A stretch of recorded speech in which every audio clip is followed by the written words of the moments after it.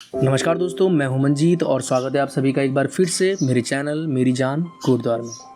तो दोस्तों, आज के वीडियो में मैं बात करने वाला हूं उत्तराखंड के पंचप्रयाग की संपूर्ण जानकारी। तो आज मैं आप लोगों को उत्तराखंड के जो पंचप्रयाग हैं उनकी संपूर्ण जानकारी देने वाला हूं। तो चलिए दोस्तों, शुरू करते हैं आज का वीडियो। तो दोस्तों, सबसे पहला सवाल ये आता है कि जो पंचप्रयाग होते हैं वो असल में होते क्या हैं। तो मैं आप लोगों को बता दूं, पंचप्रयाग को जानने से पहले यह जान लिया जाए कि प्रयाग शब्द का मतलब क्या है। दोस्तों, प्रयाग शब्द का मतलब होता है नदियों के संगम। जिस स्थल पर दो या दो से अधिक नदियां मिलती हैं उस स्थल को हम प्रयाग कहते हैं।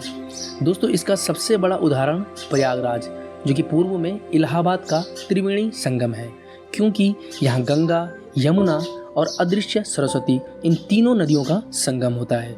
दोस्तों, इसलिए इस स्थल को प्रयाग बोला जाता था। तो चलिए दोस्तों, अब बात करते हैं पंचप्रयाग की। तो यहाँ पंच का मतलब होता है 5 और बाकी पंचप्रयाग का संदर्भ उत्तराखंड राज्य से है। दोस्तों, उत्तराखंड में 5 ऐसे स्थल हैं जहाँ पर नदियों का संगम हुआ है। तो उन्हीं 5 स्थलों को पंचप्रयाग का नाम दिया गया है और इन पंचप्रयाग को हिंदू धर्म में बहुत ही धार्मिक स्थल माना गया है। दोस्तों, यहाँ स्नान और दान पुण्य करने से मनुष्य को अत्यंत लाभ मिलता है। दोस्तों, जब आप हरिद्वार या ऋषिकेश से बद्रीनाथ यात्रा वाले मार्ग पर आगे बढ़ोगे तो बद्रीनाथ पहुँचने से पहले आपका सामना इन पंचप्रयाग से हो जाएगा, क्योंकि पंचप्रयाग बद्रीनाथ यात्रा वाले मार्ग पर ही स्थित है। दोस्तों, अब पंचप्रयाग को और भी अच्छे से समझते हैं। दोस्तों, मैं आप लोगों को बता दूं, उत्तराखंड की पवित्र नदियां जो कि अलकनंदा, भागीरथी, मंदाकिनी, पिंडर, नंदाकिनी और विष्णुगंगा या धौलीगंगा है और बद्रीनाथ से अलकनंदा निकलती है और आगे बढ़ती जाती है। दोस्तों, बाकी की नदियां एक एक करके इस अलकनंदा नदी में मिलती है और जिस स्थल पर नदियां मिलती है वही प्रयाग कहलाता है। तो चलिए दोस्तों, अब एक एक करके उत्तराखंड के इन पवित्र पंचप्रयाग को जान लेते हैं। पंचप्रयाग का पहला प्रयाग है देवप्रयाग। यह स्थल उत्तराखंड राज्य के टिहरी गढ़वाल जिले के अंतर्गत आता है।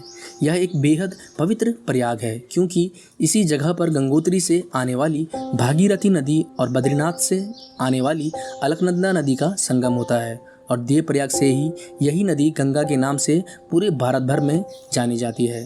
तो दोस्तों, अब मैं आप लोगों को बता दूं कि देवप्रयाग आप लोग कैसे पहुंच सकते हैं। दोस्तों, देवप्रयाग पहुंचना बहुत ही आसान है। सबसे पहले आप हरिद्वार या ऋषिकेश पहुंच जाइए, फिर इन दोनों ही जगहों से आपको बस या टैक्सी मिल जाएगी। आप अपने साधन से भी यहाँ जा सकते हैं। यदि दूर की बात करें तो ऋषिकेश से देवप्रयाग की जो दूरी है वो लगभग 74 किलोमीटर की है। दोस्तों, देवप्रयाग के कुछ पर्यटन स्थल भी है जहां आप लोग घूम सकते हैं।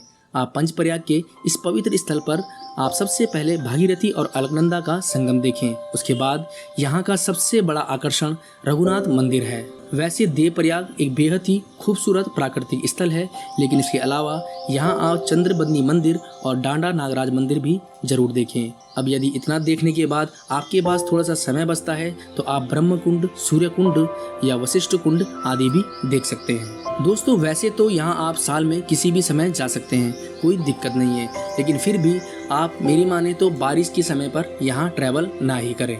तो चलिए दोस्तों, अब बात करते हैं दूसरे पंचप्रयाग की, जिसका नाम है रुद्रप्रयाग। और इस पावन स्थल पर केदारनाथ धाम से आने वाली मंदाकिनी नदी और बद्रीनाथ से आने वाली अलकनंदा नदी का संगम होता है। दोस्तों, इस स्थल के बारे में कहा जाता है कि नारद मुनि ने संगीत को जानने के लिए यहाँ तपस्या की थी। इससे खुश होकर भगवान शिव यहाँ रौद्र रूप में उपस्थित हुए थे और नारद मुनि को वीणा बजाना सिखाया था। दोस्तों, रुद्रप्रयाग उत्तराखंड का एक पवित्र जिला है और यहाँ का सौंदर्य किसी शब्द का मोहताज नहीं है। तो दोस्तों, रुद्रप्रयाग आप लोग कैसे पहुँच सकते हैं मैं आपको बता दूं। दोस्तों, यहाँ पहुँचने का सबसे आसान तरीका है सड़क मार्ग और ऋषिकेश से इसकी दूरी है 141 किलोमीटर की। वहीं हरिद्वार से 160 किलोमीटर की इसकी दूरी पड़ती है और आपको यहाँ के लिए पहले हरिद्वार आना होगा और फिर हरिद्वार से ऋषिकेश बद्रीनाथ वाले मार्ग पर आगे को बढ़ना होगा। दोस्तों, देवप्रयाग से रुद्रप्रयाग की जो दूरी है वो है लगभग 67 किलोमीटर की। दोस्तों, पंचप्रयाग में से एक रुद्रप्रयाग में एक से बढ़कर एक पर्यटन स्थल घुमक्कड़ों को अपनी ओर आकर्षित करते हैं। यहाँ का मुख्य आकर्षण का केंद्र कोटेश्वर मंदिर है, जो कि रुद्रप्रयाग संगम से मात्र 3 किलोमीटर की दूरी पर है। यह भगवान शिव का मंदिर है। यह मंदिर एक गुफा रूप में है और पावन अलकनंदा नदी के किनारे बना हुआ है। दोस्तों इसके अलावा आप अगस्त्य मुनि भी जा सकते हैं और यहाँ का प्रसिद्ध रुद्रनाथ मंदिर अलकनंदा नदी और मंदाकिनी नदी के संगम पर ही स्थित है। दोस्तों अगला जो प्रयाग है वो है कर्णप्रयाग। कर्णप्रयाग उत्तराखंड के चमोली जिले में स्थित है और यह भी एक पंच प्रयाग है। कर्णप्रयाग में अलकनंदा और पिंडर जिसे कर्ण गंगा भी कहा जाता है नदियों का संगम होता है। यह स्थान महाभारत के वीर कर्ण के नाम पर है। दोस्तों यह तीसरा पंचप्रयाग है। कर्णप्रयाग भी सड़क से अच्छी तरह से जुड़ा हुआ है। आप ऋषिकेश हरिद्वार से यहाँ बड़ी ही आसानी से पहुँच सकते हैं। ऋषिकेश से कर्णप्रयाग की जो दूरी है वो लगभग 173 किलोमीटर की है। आपको हरिद्वार से बस मिल जाएगी और आप अपने साधन से भी यहाँ आ सकते हैं। दोस्तों रुद्रप्रयाग से कर्णप्रयाग के बीच की जो दूरी है वो मात्र 33 किलोमीटर की है। दोस्तों कर्णप्रयाग के मुख्य आकर्षण में उमा मंदिर और कर्ण मंदिर है। इसके अलावा पिंडर और अलकनंदा संगम भी देखने योग्य है। इनके अलावा कर्णप्रयाग से 20 किलोमीटर की दूरी पर आदि बद्री मंदिर और 24 किलोमीटर दूर नौटी गांव भी बढ़िया जगह है। दोस्तों अगला जो प्रयाग है वह है नंदप्रयाग। यह चौथा पंचप्रयाग उत्तराखंड राज्य के चमोली जनपद में स्थित है और एक महत्वपूर्ण धार्मिक स्थल भी।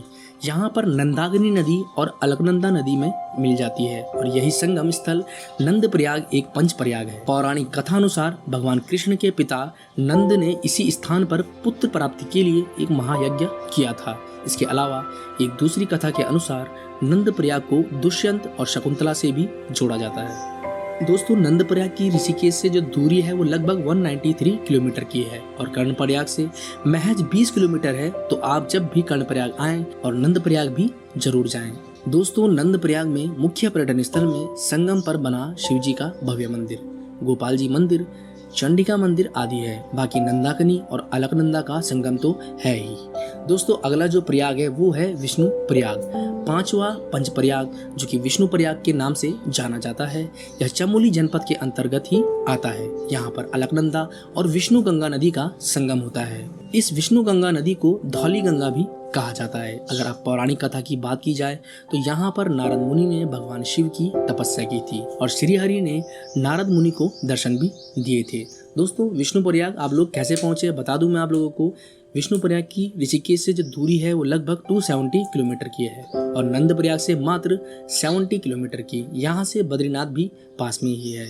यहाँ आने के लिए आपको ऋषिकेश से साधन मिल जाएगा। दोस्तों जब आप विष्णु प्रयाग आएंगे तो यहाँ पर देखने लायक काफ़ी जगह है। सबसे मेन मुख्य आकर्षण का जो केंद्र है वो है भगवान विष्णु का मंदिर जिसे महारानी अहिल्याबाई जी ने करवाया था। इसके अलावा यहाँ से 38 किलोमीटर की दूरी पर 4 धाम में से एक बद्रीनाथ धाम भी है। तो दोस्तों ये थे पंचप्रयाग जिनका हिंदू धर्म में अत्यंत महत्व है। यहाँ स्नान करना अति शुभ माना जाता है। इसके अलावा ये समस्त पंचप्रयाग पर्यटन की दृष्टिकोण से बहुत खास है क्योंकि यहाँ आप प्राकृतिक खूबसूरती का आनंद ले सकते हैं और आध्यात्म के भी अवसर यहाँ आपको मिलेंगे। इसके अलावा एडवेंचर के शौकीन लोगों के लिए भी ये पंचप्रयाग काफ़ी महत्वपूर्ण है। तो उम्मीद करता हूँ दोस्तों आप लोगों को मेरा ये वीडियो अच्छा लगा होगा। वीडियो अच्छा लगता है तो वीडियो को जाके लाइक करें, कमेंट करें और वीडियो को ज़्यादा से ज़्यादा शेयर करें। तो मिलते हैं आपको किसी और वीडियो में किसी अन्य जानकारी के साथ। तब तक आप भी अपना ध्यान रखिए, मैं भी अपना ध्यान रखता हूँ।